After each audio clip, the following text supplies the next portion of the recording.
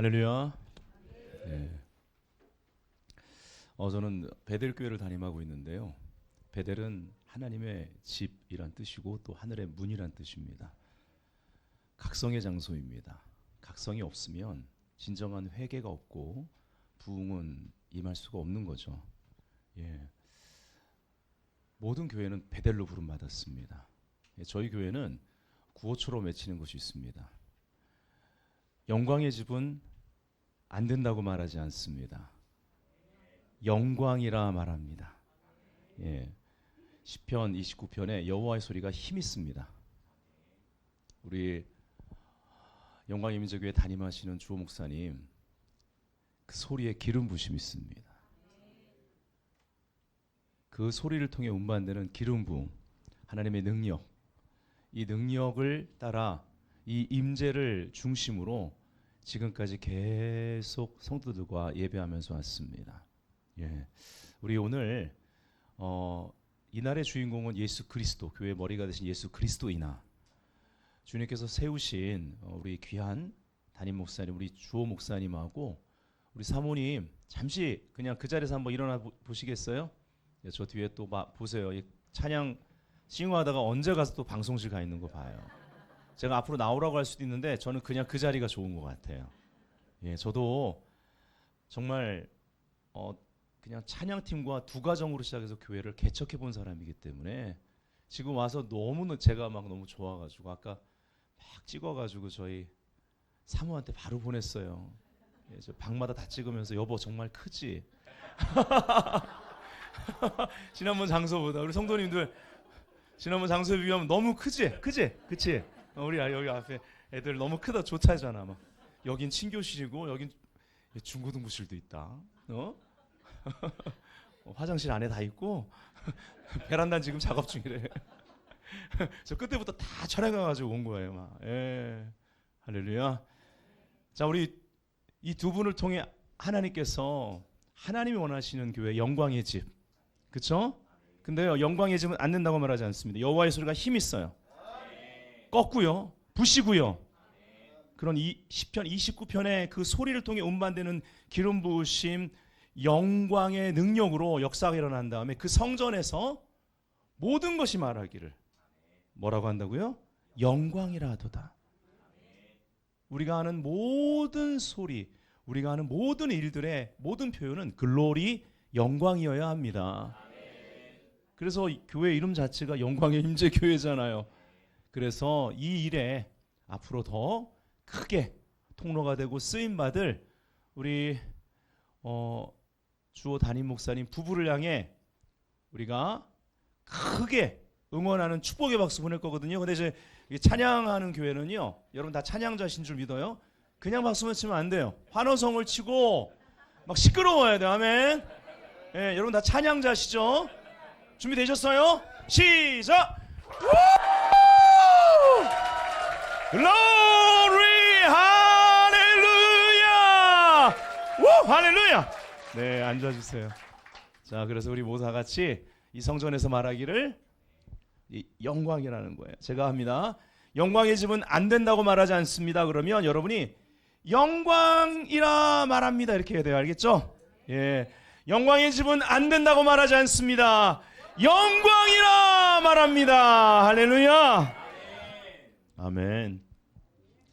영광의 임재교회는 우리 주호 목사님 예배자면서 기름 부음 있는 그러한 찬양 사역자 그리고 목회자지만 정말 학자의 그러한 또 추구와 기름 부심이 있는 담임 목회자인 걸 알고 있습니다. 그 어려운 공부를 이 목회를 하면서도 노방전도를 하면서도 또 선교도 나가면서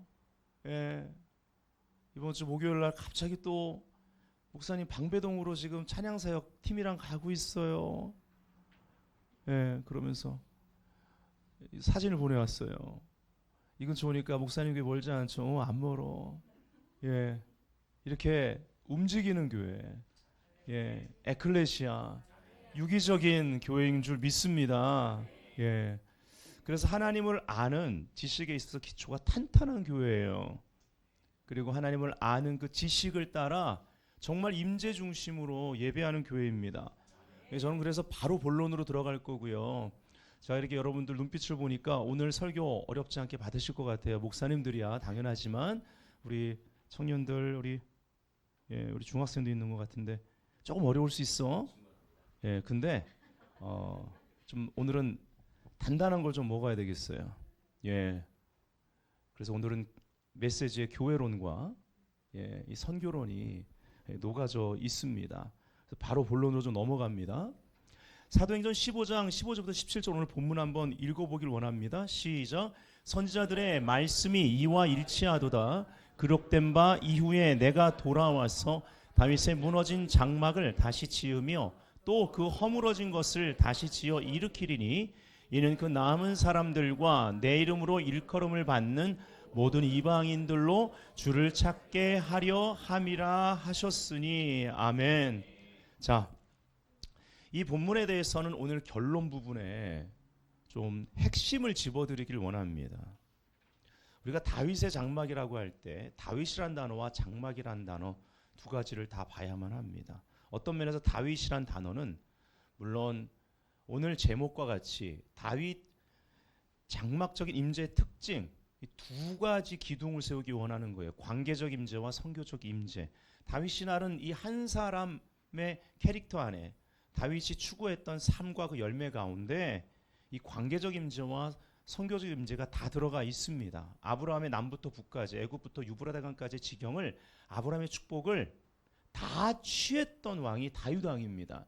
이것은 오늘날 선교적 백성으로 부름받은 제사장 나라였던 그러나 그것을 거부함으로 말미암아 이것이 이방인에게 복음이 넘어가는 하나님의 로마서 9장, 10장, 11장의 그 경륜, 그 지혜의 부요가 지금 계속 지구를 몇 바퀴 돌고 이 교회사 가운데 이제 다시 이스라엘로 가고 있는 이 원유맨 한 세 사람을 이루는 그러한 하나님의 선교적인 역사하심이 이 교회사 가운데 있었고 이것이 마지막 때 중에서도 마지막 때 끝자락에 와 있습니다. 교회 시대는 마지막 때입니다. 요한도 베드로도 자기의 시대를 마지막 때라고 한 거예요. 왜냐하면 교회 시대 자체가 오순절날 성령이 임하고 여름이 이제 시즌이 오지 않습니까? 여름이란 단어 자체가 이 히브리어의 정말 끝이라는 단어의 어원을 두고 있기 때문에 그래서 선지자를 통해서 그렇게 비유하기도 하잖아요. 이 여름 과일 바구니 보냐 이거예요. 이스라엘 끝이 올 것이다. 이러면서 이 종말이란 단어와 여름이란 단어는 히브리적으로 볼 때는 같은 개념으로 이해가 됩니다. 그래서 오순절이라는 하나님의 시간표에 맞춰 성령이 임하시고 교회 시대가 시작됐다라는 것은 이제 여름이라는 시간은 가을절기를 대표하는 바로 나팔절. 나팔 불 때 나의 이름 아멘. 여기에 대한 뭐가 먼저냐라는 종말론 이런 게 중요한 게 아니고 다 교단마다 그리고 신학자마다 다를 수는 있어요. 이단이 아닌 이상은 그러한 것들이 이렇게 신학적으로 나와 있으나 우리에게 중요한 것은 그날은 온다라는 것이고 지금의 시기는 어떤 면에서 오순절 성령 강림 이후에 바로 교회 시대는 엔타임이라는 거죠. 우리는 그래서 이 마지막 때 성도로서 교회 시대가 시작될 때 성령이 임함으로 오직 성령이 너에게 임하시면 너희가 권능을 받고 이 기름 부신 목적이 있거든요. 구별하신 목적이 있는 거예요. 예루살렘과 온 유대와 사마리아와 땅끝까지 내 증인 되리라 하신 이것이 신명기 6장의 쉐마의 목적이기도 합니다. 들으라 이스라엘아. 왜 듣냐는 거예요. 말씀을 들으면 성육신이 일어나야 됩니다. 성육신화가 있어야 돼요. 말씀이 육신이 되어 우리 가운데 거하심에 성육신화 돼야 되는 거예요. 예수님이 성육신하신 목적과 예수 그리스도의 몸된 교회는 지체인 성도는 일치돼야 되는데 선교입니다. 그 예배자는 바로 전도자가 돼야 되는 것입니다. 오늘날은 어떻습니까? 목회자인 저부터 회개해야 되겠죠. 전도하냐는 거예요. 다른 걸로 다 대체해버리지 않습니까? 저는 대체 신학을 싫어합니다. 성경 해석을 뒤틀리게 했습니다. 하지만 어쩌면 우리는 대체 신앙을 가지고 있다는 거예요. 너무 많은 걸 대체해요. 예배와 기도는요, 쉬지 않고 해야 될 것이 맞으나, 주의 얼굴을 구해야 되는 것이 맞으나, 우리는 바울의 거룩한 딜레마를 이해해야 되겠죠. 두 사이에 끼어 있다라는 거예요. 당장 주님께 가는 것이요 훨씬 좋대요. 베스트, 영어로는 베스트라고 합니다.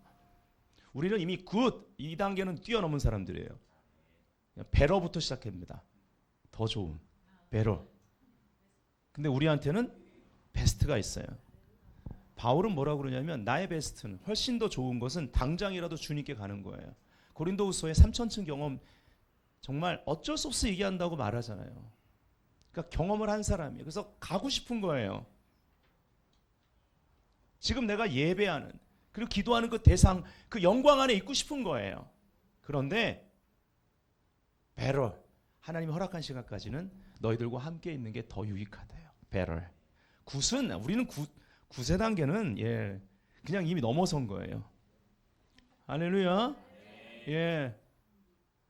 그래서 그 두 사이에 끼어서 내가 정말 어찌할 바를 모르겠다. 바로 이 거룩한 딜레마. 이 거룩한 딜레마가 있는 사람은 거룩한 불만족이 있어서요, 하나님을 향한, 하나님의 임재를 향한 목마름 때문에 감당을 못해요. 제가 얼마 전에 지난주에 일본 선교 갔다 왔어요. 네. 일본 선교 갔다 오고 또 작년에도 그 교회 갔었는데 거기 목사님이요, 일본 분이신데 사업 가면서 목회를 하세요. 처음 갔을 때, 작년에 갔을 때요, 이번에도 너무 은혜롭게 예배를 인도하시는데 처음 갔을 때 첫 소절을 하는데 막 얼굴에 막 땀을 막 흘리는 거예요. 그래서 저는요, 야, 나는 안 더운데, 저도 가만히 찬양하진 않거든요. 첫 곡부터 막 땀을 흘리는 것처럼 보이는 거예요. 봤더니 땀이 아니에요. 첫 소절부터 울면서 예배해요. 그래서 제가 주호 목사님한테 나눴어요. 야, 이런 분이 있다. 정말 우리가 이 모습 본받아야 돼. 우리가 이 첫사랑을 잊으면 안 돼. 그랬더니 주호 목사님 뭐라 그러냐면, 목사님 저는 아직도 그래요.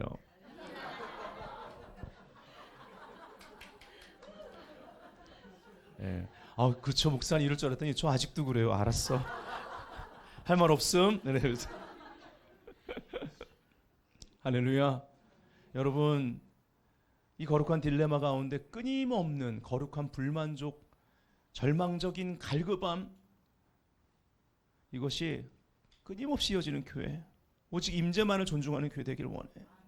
그 임재만 있으면 뭐든지 시작할 수 있는 거예요. 여러분, 이 마음이 있으면 하나님은 언제든지 새로 시작하십니다. 먼저 우리가 봐야 될 건, 하나님의 임재는 관계적이라는 것입니다. 다윗이라는 사람 안에 이 관계적 임재와 선교적 임재가 다 들어가 있지만, 특별히 그냥 굳이 구분을 한다 보면 이 다윗은요, 이 관계적 임재에 대해서 너무나 우리에게 보여주는 정말 모델이 되는 사람이에요. 장막은 이제 이어서 계속 얘기하겠지만, 장막은 선교적인 임재를 우리에게 나타내 줍니다. 계속 움직이는 거죠. 성령님은 움직이는 영이십니다. 창세기 1장 2절에 성경에 성령님에 대해서 말할 때 제일 먼저 성령님을 어떻게 묘사하고 있냐면, 주의 신이 수면 위에 운행하시는 거예요. 움직이는 영이십니다. 아멘. 이것이 신약 시대 때는 바로 구속의 경륜 안에서 선교적인 움직임으로 나타나는 거예요. 이것이 교회의 시작이었습니다. 쭉 가야 되는 거예요. 예루살렘과 땅끝까지 이르러. 아멘. 다윗이라는 인물을 통해 하나님은 어느 누구보다도 관계적 임재가 무엇인지를 드러내셨고, 다윗은 그것을 노래로 하나님께 올려드렸는데, 그것이 바로 시편에 많이 담겨져 있죠. 그의 간증이었습니다. 이 다윗과의 관계 가운데 이 관계적 임재, 다윗이 가졌던 관계적 임재에 대해 한마디로 주님은 이렇게 증언하셨습니다. 내 마음에 합한 사람이라. 내가 다윗을 통해 내 뜻을 다 이루리라 하셨어요. 무슨 말입니까? 이 사람은 영어 원어에는 그렇게 돼 있잖아요. 마음으로 가까이 따르는 거, 그렇죠? 이 사람은 마음으로 나를 가까이 따르는 자다. 나와의 어떠한 거리도 허용하지 않는 자다. 나의 임재를 생명보다 존중하는 자다. 이러한 하나님과의 관계적 임재를 추구하는 영광의 임재교회 앞으로 변치 않는 지속적인 이런 추구가 있기를 원해요. 우리 다음 세대가 그래서 삶을 드리는 거예요. 너 삶을 주님께 드렸지? 아멘. 얼마나 이뻐. 앞에서 찬양을 하는데 미쳐버릴 것 같아. 너무 아름다웠어. 할렐루야. 예. 우리가 특히 다윗에게 받는 도전은 뭘까요?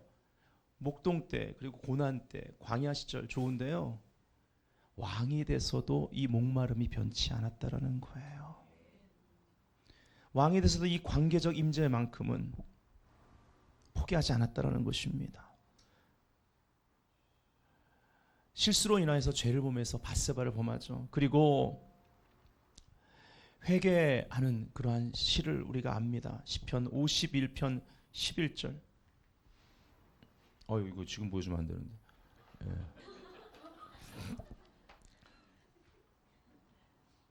시편 51편 11절 바로 회개시죠. 나를 주 앞에서 쫓아내지 마시며 주 앞, 반임, 임재를 뜻하는 단어입니다. 임재에서 쫓아내지 마시고 주의 성령을 내게서 거두지 마소서. 이러한 진정한 회개, 이건 종교가 아니었습니다. 철저하게 주님이 나를 먼저 사랑하셨다라는 것, 주님의 긍휼에 대고 이 회개를 합니다. 그래서 결국은 발견하게 되죠. 주님의 임재로부터 내가 도망칠 수 없다. 그분은 내가 형질이 지어지기 전부터 나를 보셨고 아셨다. 시편 139편 7절에 그래서 이 체험 이후 이렇게 고백합니다. 내가 주의 영을 떠나 어디로 가며 주의 앞에서 임재에서 어디로 피하리이까. 여러분 보세요. 어떠한 회개였습니까? 주님이 내가 이 왕좌에 앉기까지, 주님이 나에게 말씀하신 약속과 예언이 성취되기까지 주님 얼마나 고생이 많으셨어요. 저도 고생 많았거든요. 이 자리만큼은 이렇게 기도하지 않았다라는 거예요. 주님의 임재에서, 왕좌가 아니라 임재에서 떠나지 않게 해주시고 성령을 거두지 마옵소서. 내가 왕위를 보존한다 할지라도, 오늘날 말하면 이런 거예요. 내가 목사로서의 이 사역 다 한다 할지라도, 뭐 남들처럼 큰 교회 목회자가 되고 하고 싶은 어떤 사역의 모양 다 갖췄다 할지라도, 여러분 종교만 남고 거기에 성령의 임재가 없으면 그것이 정말 하나님이 기뻐하시는 사역이 되겠습니까? 다윗은 이러한 진정한 회개가 있었어요. 그래서 깨달은 것은 주님이 나보다 먼저 사랑하셨다. 내가 어디를 가든지 새벽 날개 치며 바다 끝에 가도 주님의 펼쳐진 그 임재 아래 있게 됐다. 여러분께 요즘 물어봅니다. 임재가 먼저입니까? 예배가 먼저입니까? 먹기 위해 삽니까? 살기 위해 먹습니까? 이렇게 질문하면 어떨까요? 여긴 또 신학적 논쟁이 있더라고요. 예배가 먼저입니까? 임재가 먼저입니까? 참 논쟁하지 않을 것들을 많이 논쟁해요. 그렇죠? 자, 우리가 예배할 때 주님 임하시는 거 맞는데요. 네, 맞습니다. 근데 사실은 임재가 먼저입니다. 이렇게 질문하면 명확해지거든요. 창조가 먼저였습니까? 임재가 먼저였습니까? 임재가 먼저인 거죠. 시공 자체가 없을 때 성부, 성자, 성령 하나님이 신비죠. 완전한 공동체로 존재하신 거예요. 네. 그리고 주의 신 하나님의 영이 수면에 운행하셨죠. 창조 전에 기다리고 있었습니다. 말씀을 기다리고 있었어요. 그냥 움직이는 게 아닙니다. 성령님은 움직이는 영으로서 말씀을 기다리는 영입니다. 내가 여호와를 기다렸더니 시편 40편 카바 꼬아서 묵다라는 의미가 있더라고요. 주님과 하나 되는 시간, 주님의 말씀과 하나 되는 시간. 그 하나 됐을 때 뭐가 터져 올라가요? 새 노래로 부르자 랄랄라 하나님께 올릴 찬송을 할렐루야. 반석 위에 서서 새 노래를 올려드린다라는 것입니다. 임재가 미치지 못하는 영역은 없습니다. 그래서 예배는요 항상 경계를 넘어섭니다. 고인물이 아니라 흘러가는 강입니다. 리버 글로리, 강의 영광. 에스겔 47장에 나옵니다. 예배는 경계를 뛰어넘어요. 이것이 바로 예배 가운데 나타난 임재의 선교적인 특성인 것입니다. 우리가 예배하면 예배할수록 하나님 임재 장막을 계속 펼치세요. 이사야 54장에 잉태치 못하고 출산하지 못하는 여인에게요 뭐라고 하냐면요 노래하랍니다. 제가 시간을 좀 확인할게요. 제가 또 주책 맞게 너무 길게 하면 안 되는데 주호 목사님이 저한테 1시간을 하라고 그러더라고요. 그래서 아유 그래도 가서 어떻게 이전 예배 무슨 집회도 아닌데 1시간을 해. 그래서 제가 10분 줄였습니다. 네. 어떤 분 마음속으로 50분도 긴데 그럴 수 있는데 제가 45분에 시작한 것 같아요. 더 일찍 시작했나?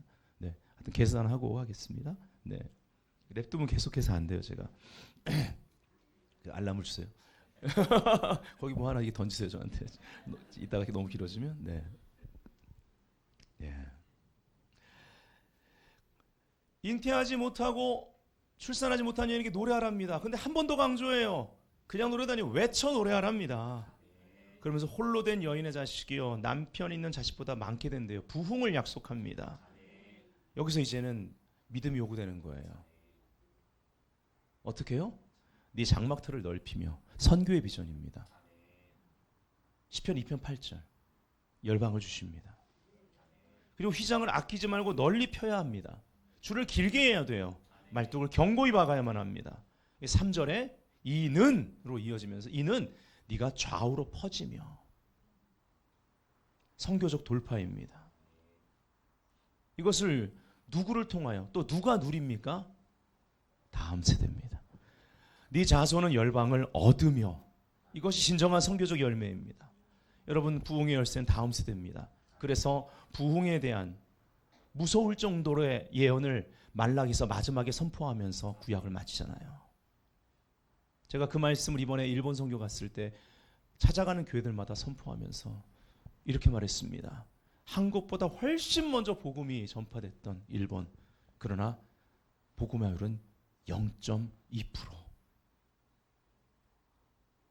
사역자들 한국도 마찬가지로 일본은 더합니다. 다 노령화되어 있습니다.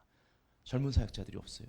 최근에 한국에도 부교육자들이 어디 간 건지 모르겠어요. 요즘은 신학교에 숫자들이 줄어드는 건 알지만 이전에 그냥 그래도 나름대로 평준화되어 있을 때 그 사역자들이 다 어디 간지 모르겠지만 부교육자들이 줄어들고 있다. 사역을 안 하려고 한다는 거죠.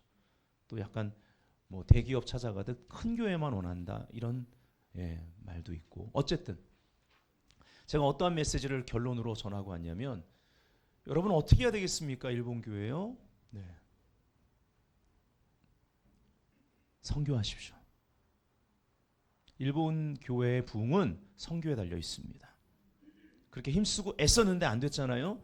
이제는 선교하십시오. 아시아 열방 가운데 사람을 보내시고 물질을 푸세요. 선교하세요. 그러면 구흥이 올 것입니다. 특별히 다음 세대들을 하나님이 일으키기 원하신다라는 것이죠. 그래서 그 다음에 보면은요. 황폐한 성읍들을 사람 살 곳 되게 할 것입니다. 사회개혁입니다. 여러분 성결운동이 임하면 항상 기도운동으로 성결운동이 일어납니다. 이건 교회만이 아니고요. 사회를 덮어서 사회를 구별하는 거예요. 건강한 직업관 가집니다. 가정의 회개형이 운행합니다. 이게 항상 성교운동으로 이어졌어요. 진젠토로 백삭의 모라비안 교도들의 100년이 넘는 그 기도운동 그 밖에 이러한 영향을 받은 여러 사람 특별히 여러 사람 중에 요한 웨슬리가 크게 영향을 받죠. 다 성결운동을 했던 사람들입니다. 근데 이러한 흐름 가운데 위대한 선교의 세기라고 부름받는 19세기가 선교운동에 있어 획을 긋는 그러한 시대로 교회사 가운데 남아 있다라는 거예요.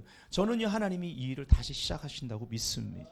전도 3장 15절에 보면 지금 있는 게 옛적에 있었고 앞으로 있을 것도 옛적에 있었나니 하나님이 이미 지난 것을 다시 찾으시느니라 이 안에 다윗의 장막 회복 운동이 들어가는데 다윗 장막 회복 운동도 균형이 필요합니다. 무슨 말이냐? 핵심을 놓쳐서는 안 되는 거예요. 이따 결론 부분에 말씀드릴게요. 왜 성교가 빠집니까? 다윗 장막 운동의 핵심은 성교입니다. 뒷부분에서 말씀드릴 거예요. 결론 부분에서. 지금 하나님은요, 그래서 새로운 성결 운동을 준비하고 계십니다. 제가 기도하는 가운데 2024년으로 들어가면서 이번 송구 영신 예배 때 저는 선포했습니다. 하나님께서 앞으로 이제 새로운 성결 운동을 준비하시는데 이것은 뭐로 이어진다고요? 강력한 기도 운동과 함께 부흥이 임하겠지만 선교로 이어지게 돼 있는 거예요. 이거로 이어지지 않으면 고인물이 돼서 썩게 되어 있습니다. 그냥 미니스트리화 돼버리는 거예요. 그리고 겉으론 좋아 보이고 영적이지만 미니스트리가 사역이 상품화 되잖아요. 그리고 그 사역을 따라 네트워크라는데 네트워크가 사람의 종을 만들고 있지 않습니까? 그렇게 돼서는 안 된다라는 거예요. 왜 그런 일이 벌어질까요? 선교로 이어지지 못해서 고인물이 됐기 때문에 썩기 시작하는 것입니다. 그래서 저는 이 다가올 새로운 선교 운동을 이렇게 부르고 싶습니다. New Holiness Tabernacle 사역입니다. 새로운 성결 장막과 같이 움직이는 교회, 움직이는 사역이 돼야 될 것입니다. 교회는 건물이 아닙니다. 우리가 에클레시아입니다. 움직이는 교회, 장막 사역을 시작할 때입니다. 예, 그래서 아까 말씀드렸잖아요. 목요일 날 이 사진을 보내왔어요. 네. 이번 주에 이거 준비하는 얼마나 바빴을 텐데 또 목요일 날 여기서 차를 몰고 세상에 하여튼 장거리에 하여튼 달인이에요 우리 주호 목사님.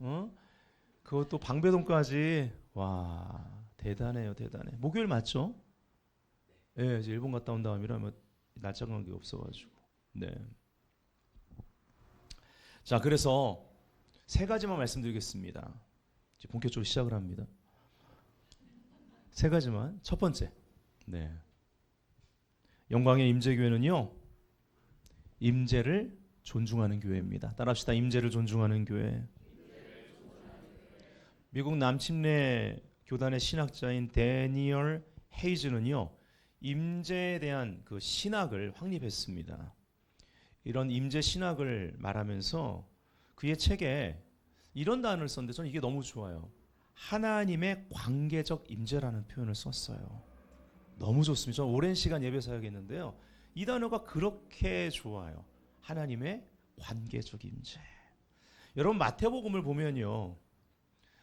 관계적 임재를 포괄용법을 사용해서 강조하고 있습니다. 시작과 끝. 한마디로 임마누엘, 예수님의 이름이에요. 예, 시작할 때 임마누엘. 그리고 끝날 때는요. 선교에 대한 명령이잖아요. 지상대명령. 볼지어다 내가 세상 끝날까지 너희와 항상 함께 있으리라. 임마누엘 하나님이 우리와 함께 하신다. 이 관계적 임재, 그 이름. 그리고 끝날 때는 뭐로 포괄되어 있어요? 땅끝까지 복음을 전하라는 거예요. 선교적 임재를 보여주고 있습니다. 이것이 예수 그리스도를 따르는 제자들에게 허락하신 하나님의 약속입니다. 그 임마누엘의 임재가 함께하며 세상 끝날까지 선교적 임재로 나타나야 됩니다. 무슨 말이에요? 끝까지 우리가 하는 모든 사역이 주님과 함께 끝까지 동행, 걸어가려면 할라크라고 그러죠. 걸어가려면 선교적인 백성이 돼야 되는 거예요. 제사장 나라로 부름받은 이스라엘 선교적 백성이 되라고 불렀습니다. 근데 메시아를 거부한 거죠. 하나님의 경륜 안에서 그것이 이방에 넘어왔지만 이제는 상당히 많은 유대인들이 계속적으로 예수를 믿고 거듭나고 있다는 것을 우리가 볼 때 정말 마지막 때 중에도 마지막 때라는 것입니다. 하나님과의 관계적 임재, 여러분이 예수를 믿고 거듭나 성령이 내주하시면요. 왜 성령의 충만을 받으라고 할까요? 이 성령 충만 받는 게 세월을 아끼는 길이라고, 시간을 구속하는 것이라고 에베소 5장에 말하고 있습니다. 왜냐하면 지속성이 있기 때문에. 지속적으로, 이 관계는 지속적이어야 돼요. 이혼율이 너무 높죠, 한국. 예. 부부가 만나면 평생 지속해야 되는 것입니다. 그렇죠? 이 관계적 임재는 그런 거예요. 언약 관계이기 때문에 그렇습니다.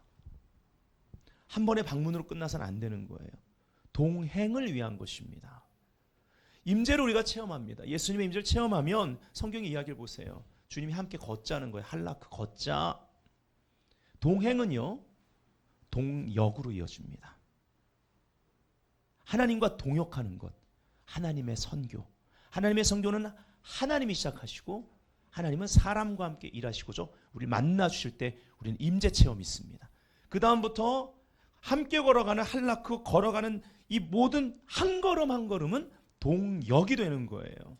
그래서 임재가 관계적이면서도 이 한 걸음 한 걸음 움직여 나가시는 그 주님을 따라가는 선교적인 발걸음이라는 것입니다. 할렐루야. 그래서 지속적인 임재를 원한다면 우리는 자기 부인, 제 십자가를 지고 주님 따라가는 것을 해야만 합니다. 아멘. 회개가 헬라어로 메타노이아잖아요. 이게 메타노이아 원어를 풀면 다르게 생각하다. 그렇죠?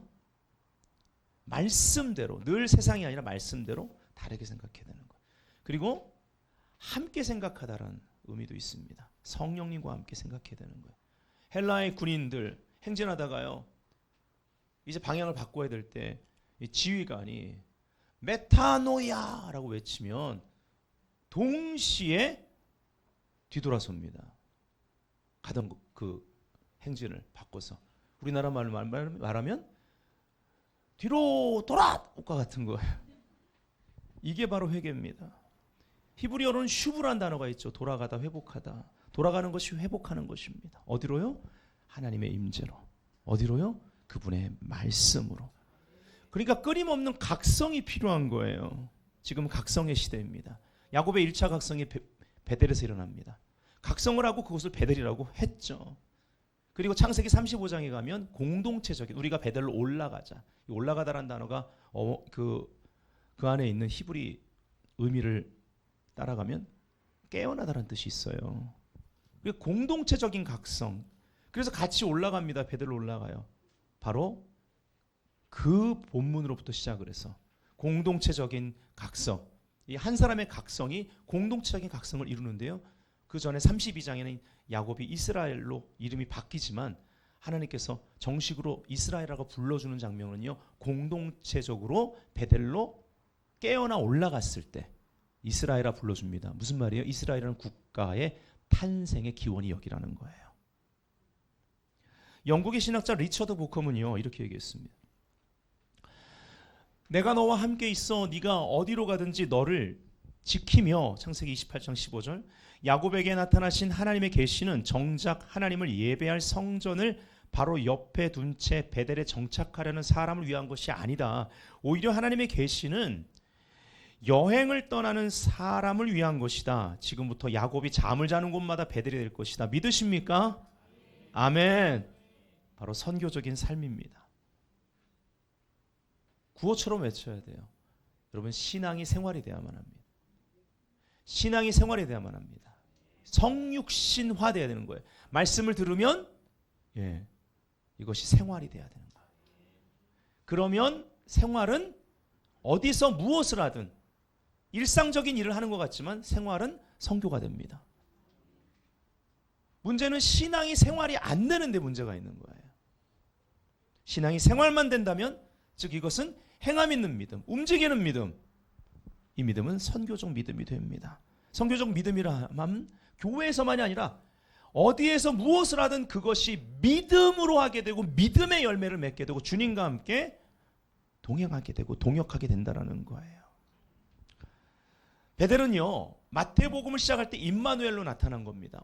어디서든지 야곱에게 한 약속대로 내가 너와 함께 할 것이다. 여러분, 아하스 왕에게 악한 왕이었지만 하나님이요 기회를 주지 않습니까? 표징을 구해라. 근데 교만해가지고 구하지 않습니다. 하나님께서 임마누엘의 내 날개를 펼치신 거거든요. 근데 그 표적을 아하스 왕이 거절하죠. 그 이후에 메시아에 대한 예언을 통해서 이제 메시아를 통해 임마누엘의 표적이 나타날 것을 예언합니다. 이것이 마태복음 초반에 나오는 거예요.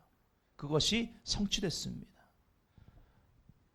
임마누엘이라는 이 이름은요, 우리가 두렵고 떨림으로 불러야 될 이름이라는 거예요.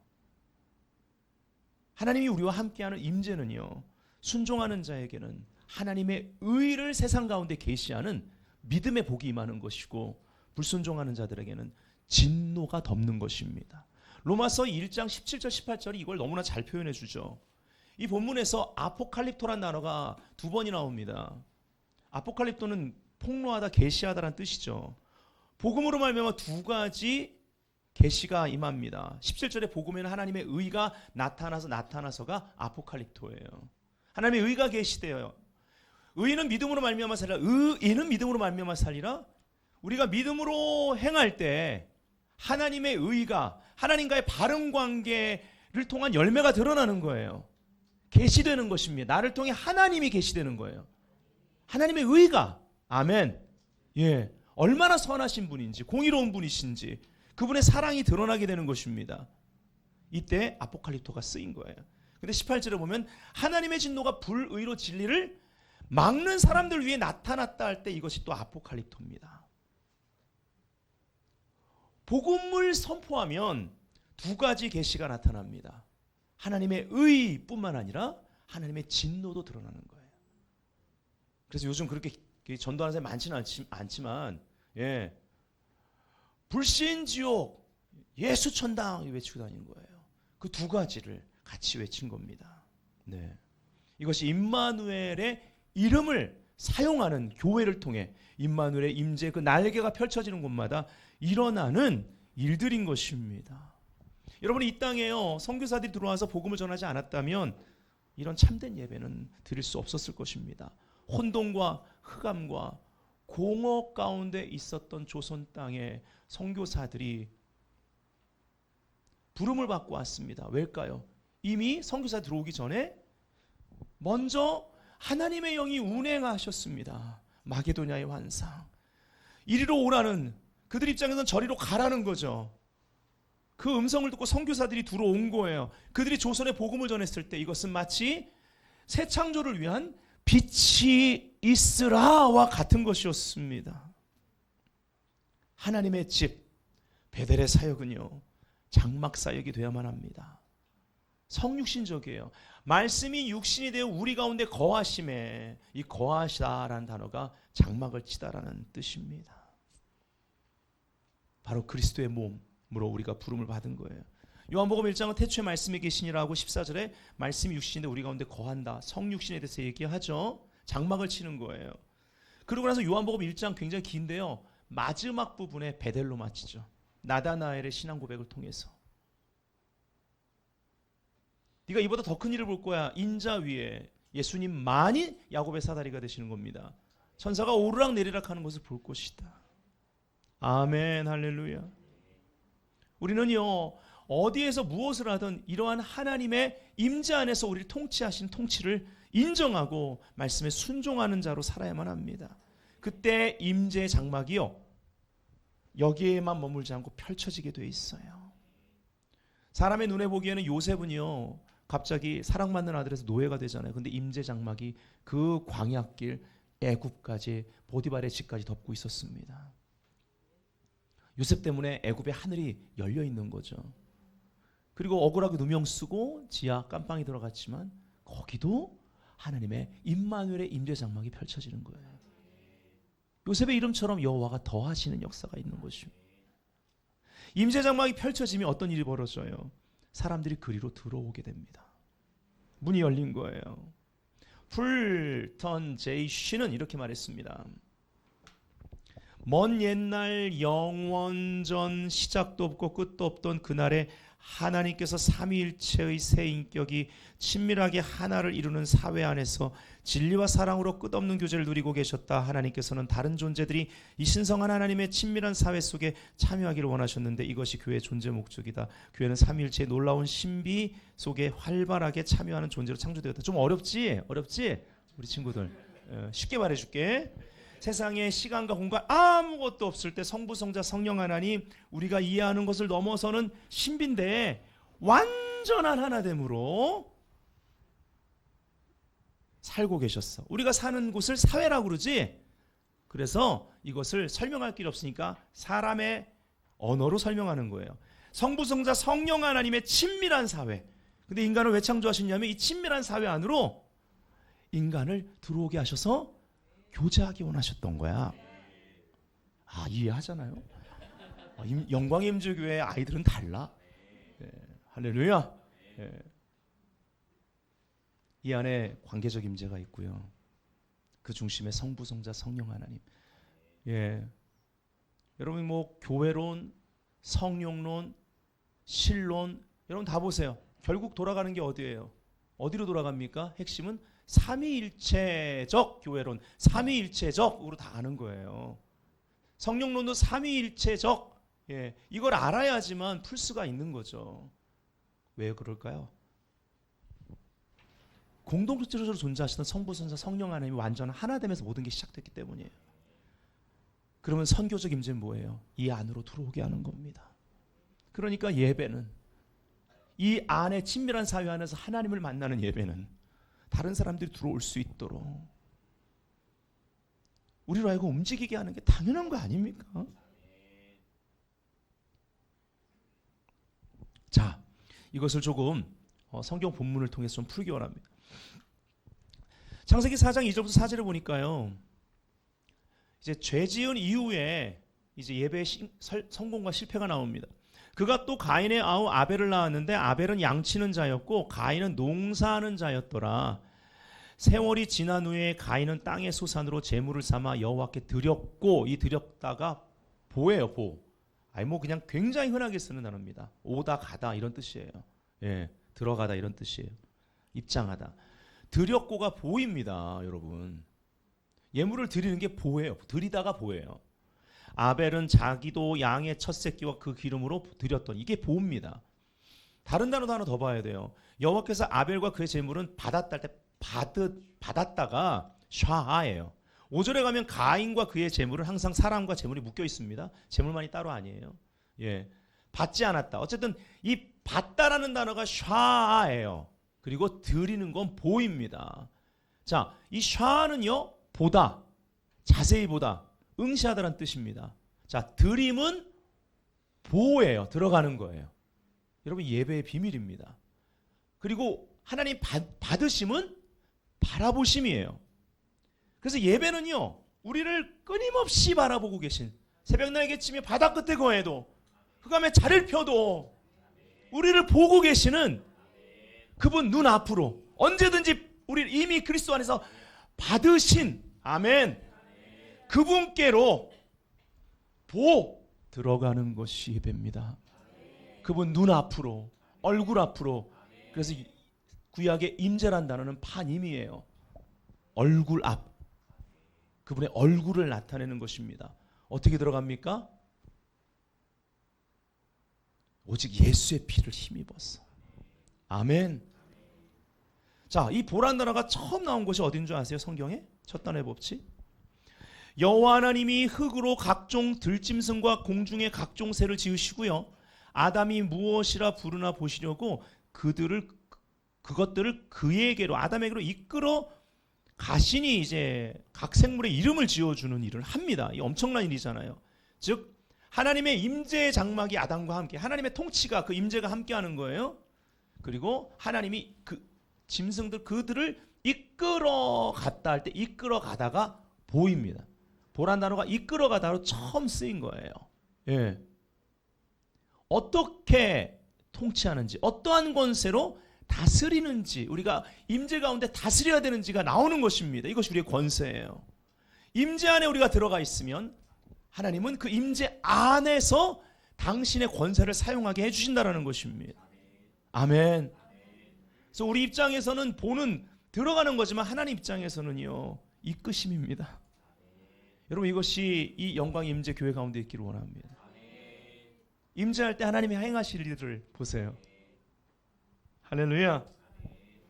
창세기 2장 21절에도요, 여호와 하나님이 아담을 깊이 잠들게 하시니 잠들매 그가 그 갈빗대 하나를 취하고 살로 대신 채우시고, 여호와 하나님이 아담에게 취하신 그 갈빗대로 여자를 만드시고 그를 아담에게로 이끌어 오시니, 이것이 보란 말이에요.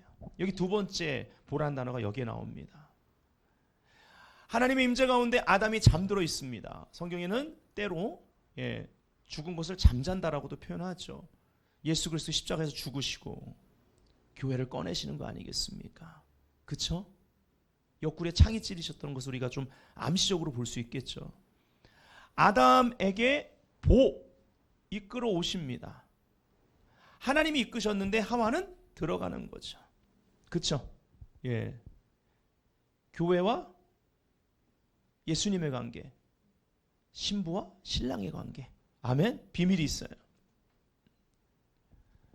하나님이 임재 가운데 이러한 일들을 행하십니다. 같은 원리로 성령 안에서 자기를 부인하고 내가 죽으면 하나님과의 관계가 회복되면서 이 관계적 임재 가운데 돕는 자들을 붙여주십니다.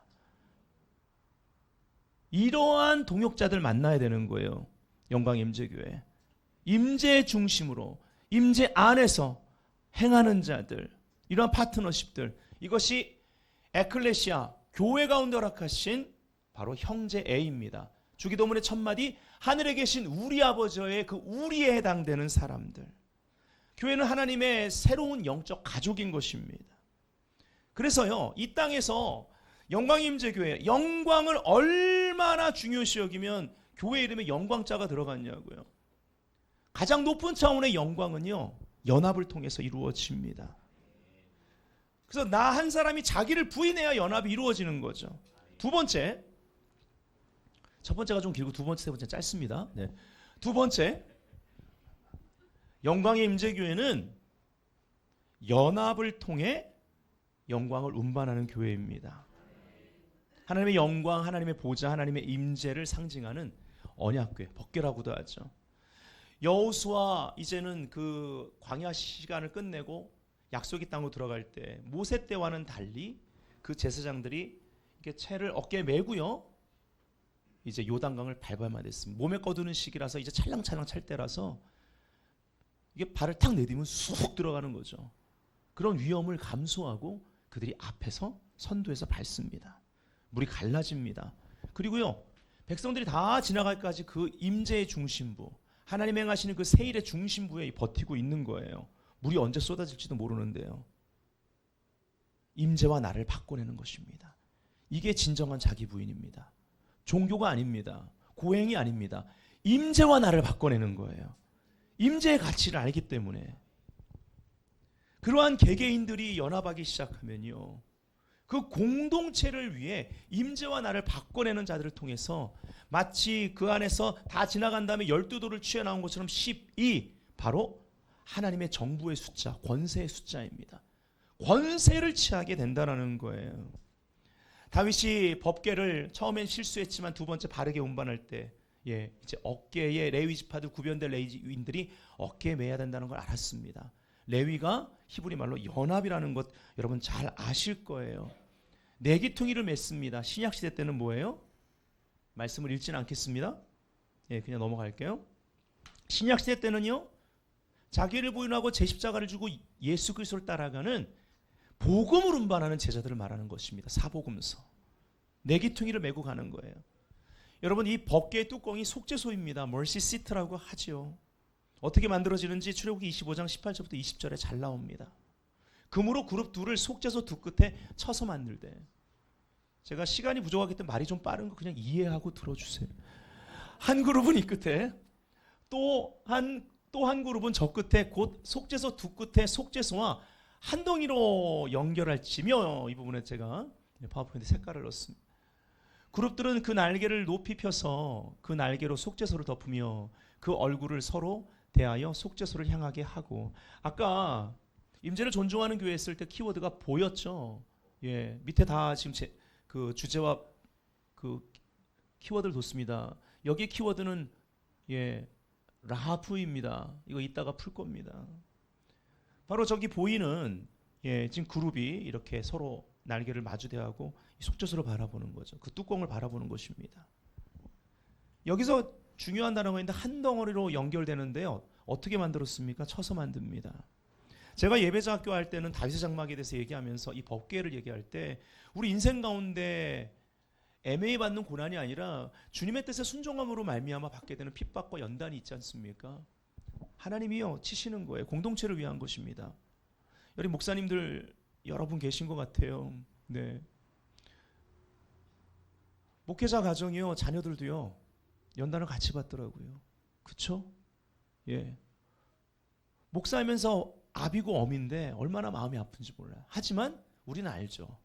하나님이 반드시 이들을 하나님 나라에서 하나님의 방법대로 쓰실 거라는 거 아는 거예요. 그래서 함께 통과하는 거예요. 네. 근데요, 성도들도 마찬가지입니다. 믿는 부모와 그 자녀들 함께 연단 통과하는 거예요. 가정이나 공동체, 교회도 마찬가지입니다. 하나님의 영적인 새 가족이기 때문에. 그래서 치는 거예요. 네.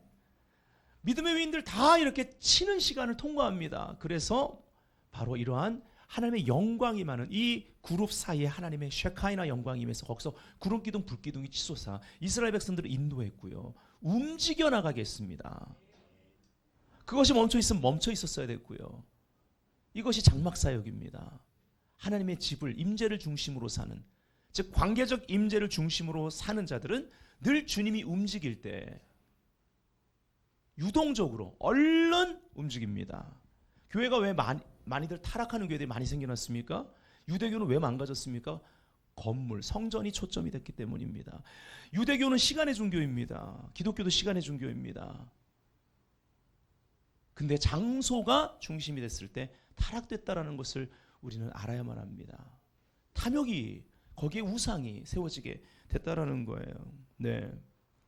자, 그래서 이렇게 치면서만 제가 예배자 학교를 하게 되면요, 두 사람을 나오라고 그래서 속죄소 그룹처럼 둘이 마주보고 무릎 꿇고 마주보게 합니다. 그리고 좀 미안하다고 하고 나서 계속 때려요, 쳐요. 리얼해야 되기 때문에 굉장히 세게 칩니다. 제가 속으로 기도합니다. 시험 들지 않게 하옵소서. 막. 그러면서 우리 인생 가운데 일어나는 일들을 계속 얘기하면서 칩니다. 오늘 그건 하진 않을게요. 제가 사실은 작년 11월 1일 날 저희 교회 화재가 났습니다. 그래서 하나님의 그 은혜로 1층과 지하는 타지 않았지만 2층과 그 조그만 그 목양실, 그러니까 교육기관 목양실과 잠옷실에 있는 3층 그리고 천정, 지붕까지 다 이제 하늘이 보일 정도로 다 탔습니다. 근데 하나님의 은혜로 바로 옆에 있는 상가 쪽 그 바깥쪽 반대쪽은 유리가 깨진 쪽은 불이 밖으로 나갔지만 1층으로 번지지 않았고 그 테라스가 있는 쪽에 거기는 도로가 있는 쪽에 반대쪽은 상가가 바로 붙어 있거든요. 근데 그 유리를요 하나님이요 나중에 끝나고 나서 보니까 다 벗겨내고 보니까 뭐 깨지지 않은 게 신기할 정도로 균열이가 있는데 그걸 하나님 버티게 해주셨어요. 신기한 건요 성전 현관 있죠. 그냥 성전의 모든 걸 다 태웠거든요. 성전 제가 이제 이걸 어디 가서나 다 말하진 않습니다. 예. 왜냐하면 이거는 해석은 하나님이 하셔야죠. 예. 뭐 이걸 가지고 뭐 말해봤자 뭐 예언적인 사람들이 이 말 저 말 하는데 영향가 없습니다. 그럴 때 그런 말 하는 건 주책입니다. 예. 그 사람은 진짜 주님만 책임지는 사람이에요. 주책 맞았어 진짜. 그러면 안 돼요. 예언적인 건 아무 때나 쓰면 안 됩니다. 예. 그냥 위로할 때 위로만 하는 것이 맞습니다. 예. 사실 위로가 필요한 상황인데요. 제가요 이번에 경험하면서 느낀 게 있어요. 아 내가 하나님의 자녀 맞구나. 목사의 저는 하나님의 자녀 맞구나. 이게 다 타버리고 나니까 잿더미 위에서 남는 건 믿음밖에 없더라고요. 아 맞구나 하나님의 자녀. 예, 그러니까 믿음이 아니면 안 되는데 믿음밖에 없더라고요. 타버리니까. 아, 감사해라. 내가 하나님의 자녀 맞구나. 예. 근데요 정말 하나님이 기적을 행하신 거예요. 이유는 모르겠어요. 물론 전기 누전 때문인데 이게 해석이 안 돼요. 네. 뭐 그 사고 나기 전에 4일 전에 전기 검진하고 이상 없다고 갔거든요. 어쨌든 간에 해석은 하나님이 하셔야 되지만 믿음이 있으니까 이제 믿음으로 가는 거예요, 성도들하고. 네. 근데 성전 현관이 나무로 되어 있는 나무가 하나도 안 탔어요. 그 비싼 거 다 녹아버리고 그 앞에 세우는 성구도 타버렸는데 여러분 LED부터 시작을 해서 예, 그 6천만 원 이상 되는 그 LED 그 강대상의 모든 그 비싼 카메라들 모든 장비 다 놓고 드럼실 다 태우고 안에 있는 드럼까지 다 태우고요. 모든 걸 다 태웠어요. 천정까지 태우고 지붕까지 태워버린 거예요. 옛날 건물이라. 네. 근데 옆 건물에 안 번지게 막아주셨고 1층에 번지지 않도록 날개로 덮으시고 여기 이상은 안 돼. 우리는 이유를 알 수 없지만 여기 이상은 허용하지 않을 거 하신 것처럼 문이 안 닫았어요. 예. 제가 그 화재가 일어나고 나서 2주 뒤에 인도 다질링에는 90%가 네팔 사람입니다. 사실은 네팔 선교를 다질링 인도로 간 거예요.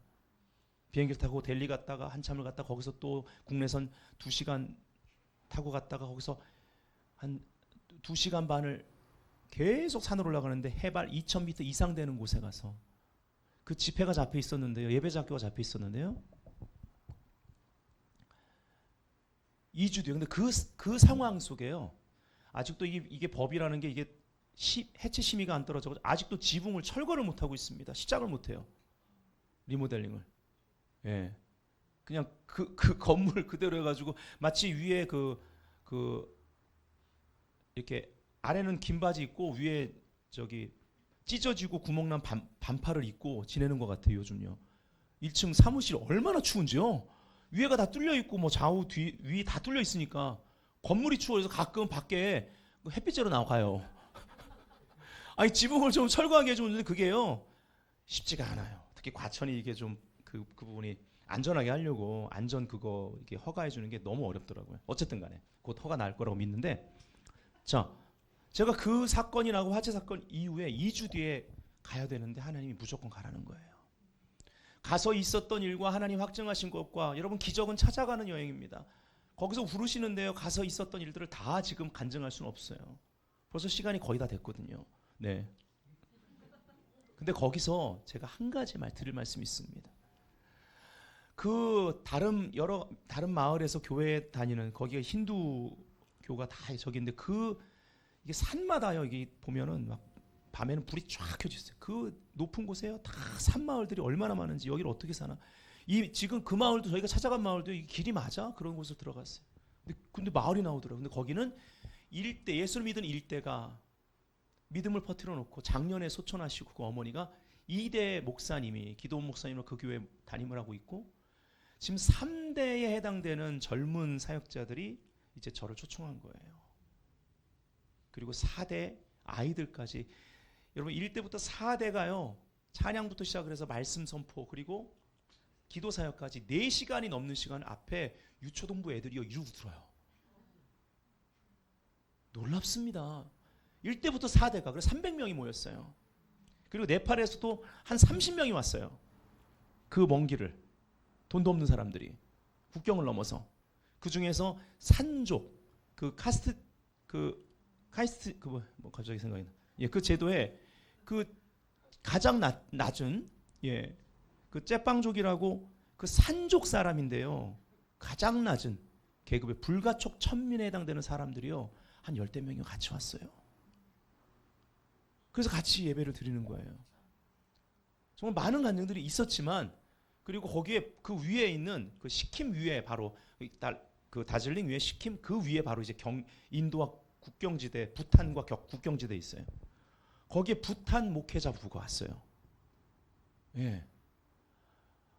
일본에서 파송받은 네팔 선교사. 일본 사람이 아닌데 일본에 일하러 갔다가 네팔 사람이 거기서 역선교로 파송받은 일본에서 파송받은 네팔 선교사님 현지인도 만났어요. 중국 선교사님도 만났어요. 그 300명 중에 이렇게 다양해요. 한국 사람까지. 네. 참 희한한 원유맨 한 세 사람의 연합이 있었는데 어쨌든 한 가지를 좀 말씀드리려고 그래요. 나와서 이제 그 3세대에 해당되는 두 사역자들 이제 그룹 이거 하고 또 쳐대기 시작했어요. 근데요 사람들이 거기서 마음이 깨지기 시작하는 거예요. 우리의 연단을 통해서 하나님 영광이 임하는 것, 하나님의 보좌를 만드는 것, 자비의 보좌. 근데 그리고 나서는 갑자기 제 눈에 그 리더십 중에 이 브라만이라고 하죠. 제사장 계급, 가장 높은 계급의 리더십이 있습니다. 성령 충만한 분이에요. 갑자기 그분과 함께 동시에 300명 중에 그 불가초 천민 여성 지도자, 키 작고 시커매요. 머리는 떡이 졌어요. 2명이 갑자기 이렇게 보이는 거예요. 2사람을 나오라고 그랬어요. 먼저 보여드릴게요. 네. 거기 만들어준 숙소에서 바라보이는 교회입니다. 해발 2,000m 이상 되는데요. 여러분 저 교회를요 목사님이 결단하고 집회 장소를 다른 데로 안 하고 우리가 하겠다고 그러고 교회를 짓자 그리고 나서는 성도들이요 달려들고 마을 사람까지 달려들어가지고 여러분 4개월 만에 성전이 지어진 거 아세요? 그래서 확신이 있었어요. 우리 교회 재건 하나님이 하신다. 이거 봐. 내가 한다. 하나님 말씀하시더라고요. 이런 간증이 한두 개가 아니에요. 네. 자, 근데 이게 밤에는 저렇게 반짝반짝하는 거, 예, 교회 저기 다 집들이에요. 네. 다 이제 힌두교가 많은데 여기는 이제 기독교가 돼 있어요. 예. 너무 아름답죠. 같은 장소에 찍은 건데 다 이래요. 네. 자, 이게 이제 1세대에 영향받은 2세대들이 3세대들 기도해 주는 장면이고 3세대가 이제 4세대 기도해 주는 장면이고. 예. 저 아이가요. 막 머리부터 발끝까지 막 바들바들 떠면서 하나님의 영광이 임해가지고요. 계속 울기 시작하는데요. 정말 하나님의 영광이 지금 생각만 해도 막 하나님의 임재가 느껴져요. 예. 저 산속에 4세대 저 믿음의 4세대를 향한 하나님의 영광. 자, 저기 체크무늬 옷이 제사장 계급이에요. 여러분 카스트 제도가 없어졌어도 지금 실질적으로는 사회적으로 엄청난 영향력이 있어요. 목사님들이 모였는데요. 다 젊은 사람들이 의견을 내요. 근데 나이 많은 목사님 한 분이 예, 계급이 높은 분이 난 그건 좀 별론데 그러면 끝. 모두 다 의견 낸 거 다 예, 제로입니다. 그 정도예요. 근데 저 옆에 이제 그 불가촉 천민이에요. 저 두 사람이 저렇게 그룹의 모습을 만들고 여러분 하나님의 영광이 임하는 연합은 이거예요. 초대교회 때 이런 일이 벌어진 거예요.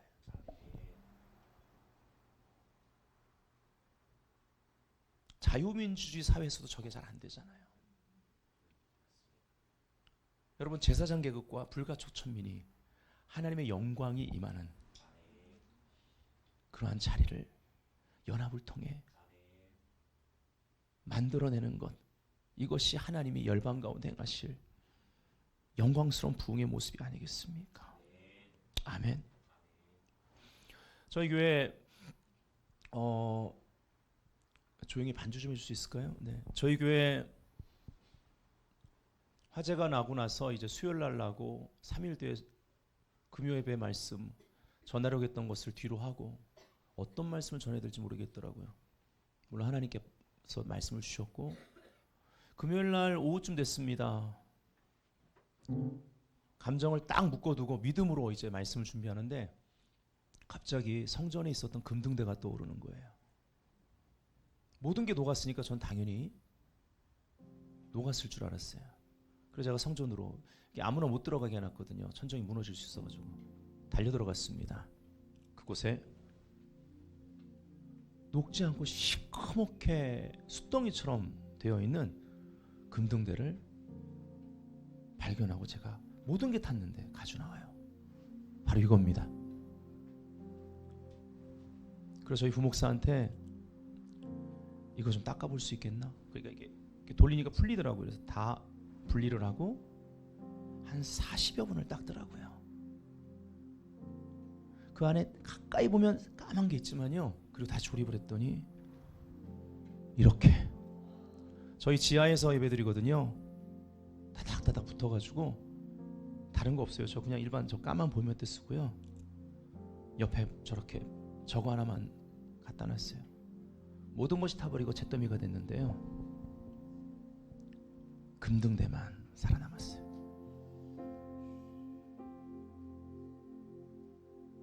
혼돈과 흑암과 공허. 그러나 주의 신이 수면 위에 운행하더라. 이 운행하다가 라하프입니다. 알을 품다. 그리고 고대에는 이 단어는요 독수리가 날아 올라갈 때 쓰였어요. 이 라하프와 그 앞에 혼돈이라는 단어는 토후거든요. 나중에 오면 라하프랑 토후를 풀게요. 이거 굉장히 중요한 단어예요. 이 두 단어는요 모세오경 토라 창세기 시작할 때와 신명기 마지막 부분에 이 두 단어가 순서도 같아요. 토후 라하프 순서로 포괄합니다. 여기 창세기 1장 2절에 쓰이고 신명기 마지막 부분에는요 광야란 단어로 토후가 쓰이고 그 다음에 너풀거리면서 독수리가 자기 새끼 너풀거려서 떨어뜨리고 또 받고 하는 독수리 훈련, 그 너풀거리다는 단어가 라하프예요. 예, 바로 이 두 단어는요 모세오경에 딱 여기 두 번밖에 안 나와요. 시작과 끝. 아주 특별한 단어. 나중에 이거 풀게요. 오늘 시간 없어요. 끝내야 돼요. 네, 벌써 약간 주책 맞고 있어요 제가 지금. 네, 넘어가겠습니다. 결론입니다.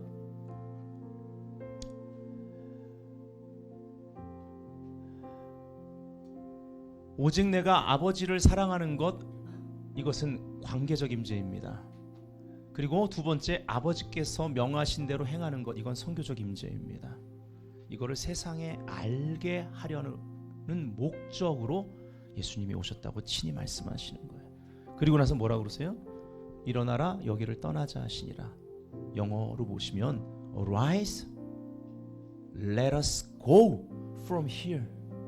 언제든지 우리는 장막사역 움직일 준비 해야 되는 거예요. 아멘.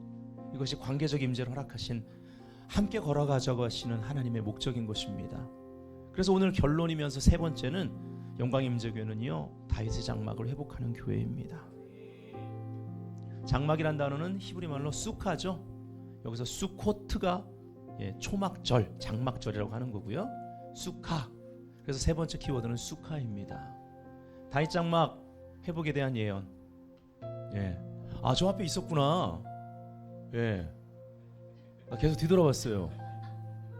아우 좋다. 저런 게 없다가요. 딱 모니터 같은 게 있으면 너무 좋은 거예요. 아, 처음 창립할 때는 없었는데, 아 너무 좋다. 아 너무 좋아요. 다윗 장막 회복에 대한 예언, 아모스서 9장 11절부터 12절에 내가 다윗의 무너진 장막을 일으켜 그 틈을 막으며 그 허물어진 것을 일으켜 옛적과 같이 세우고 그 다음 결과는 그들이 에돔의 남은 자와 내 이름을 일컫는 만국을 기업으로 얻는 것입니다. 이를 행하시는 여호와, 행하시는 여호와, 움직이시는 여호와, 멈추지 않는 여호와. 아멘. 이것이요 사도행전 15장에 그 야고보서를 쓰는 예수의 형제 야고보를 통해서 지금 이 예언이 성취됐다라고 선포가 될 때 15절부터 17절, 16절부터 17절에 나오는 거예요. 선지자들의 말씀이 이와 일치하도다 기록된 바 이후에 내가 돌아와서 다시 다윗의 무너진 장막을 다시 지으며 또 그 허물어진 것을 다시 지으며 일으키리니 이는 그 남은 사람들과 내 이름으로 일컫음을 받는 모든 이방인들로 주를 찾게 하려 함이라. 이렇게 표현하고 있습니다. 바로 여러 가지 유대교적인 거를 해야 된다고 복음을 전하면서 그것을 규칙으로 주려고 할 때 아니라는 거예요. 하나님의 성령이 말씀을 통해서 이 복음의 전쟁, 하나님 나라의 전쟁을 막지 말라는 것입니다. 여기서 한 세 사람을 이루는 교회론이 나오는 건데 이 교회론은 선교를 위한 것, 선교론과 연결되어야만 합니다. 다윗 장막, 다윗이란 특성, 구약의 다윗 장막에 대한 본문 저는요 20여 년을 가르쳤습니다. 지금도 기도의 집 운동을 중요시 여기고 있습니다. 그리고 이스라엘 회복 운동 좋습니다.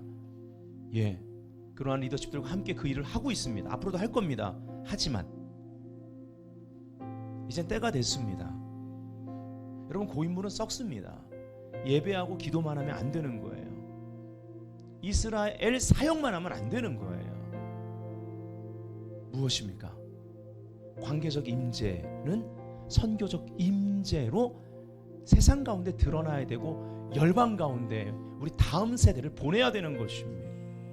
아멘. 다윗 장막 예언의 핵심은 뭐예요? 제가 그냥 시간이 막판에 없을 줄 알고 이렇게 그냥 정리를 해왔습니다. 자, 성경이 열리면요 예언이 성취되면 성경이 열리는 시대가 있어요. 그러면 선교가 열리는 거예요.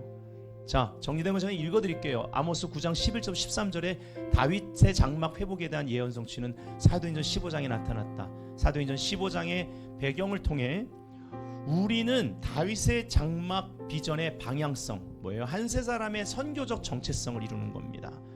그리고 열매, 영혼 추수와 선교적 교회의 전진을 알 수 있게 된다.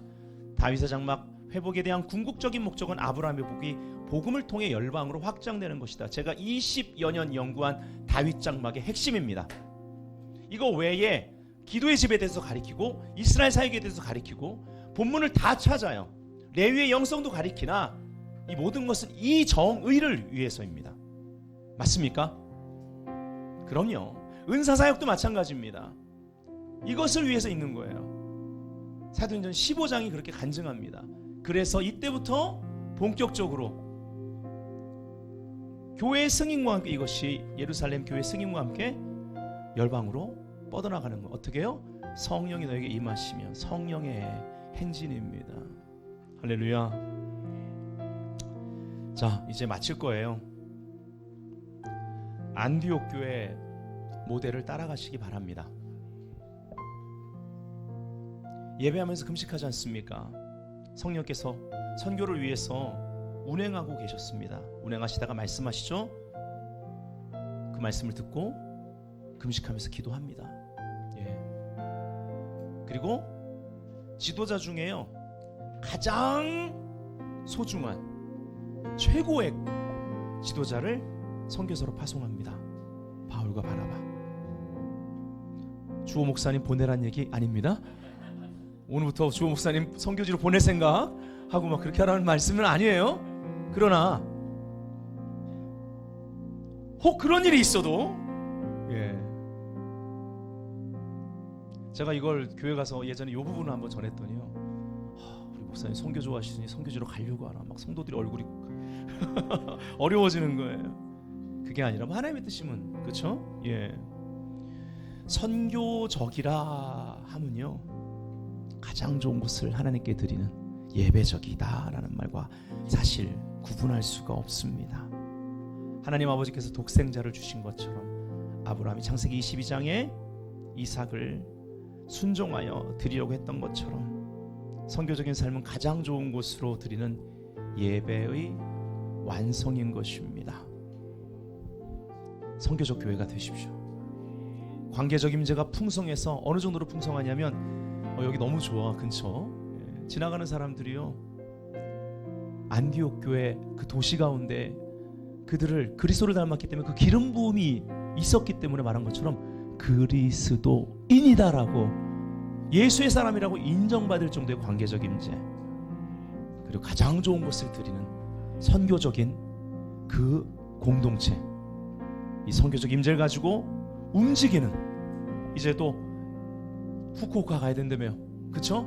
예, 움직여 나가는 교회, 그런 다윗의 장막과 같은 교회 되시기를 예수의 이름으로 축복합니다.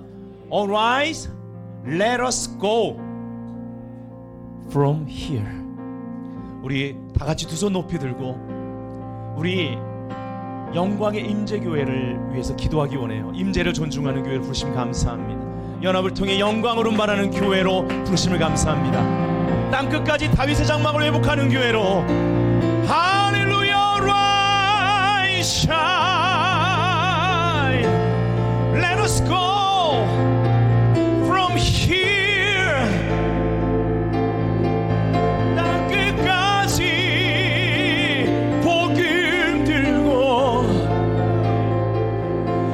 영광 운반하며 전진하라. 예배하라 주의 나라 지금 이곳에. 할렐루야. 새 노래로 노래하시고 기도하실 분들 기도하시고,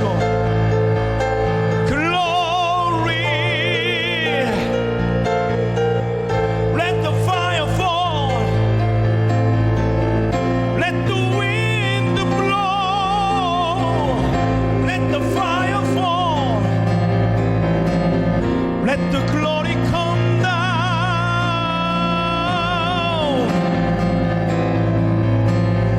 Lord, we worship you. 주 경배합니다. 영광의 아버지, 지금 이곳에 영광의 임재 우리 가운데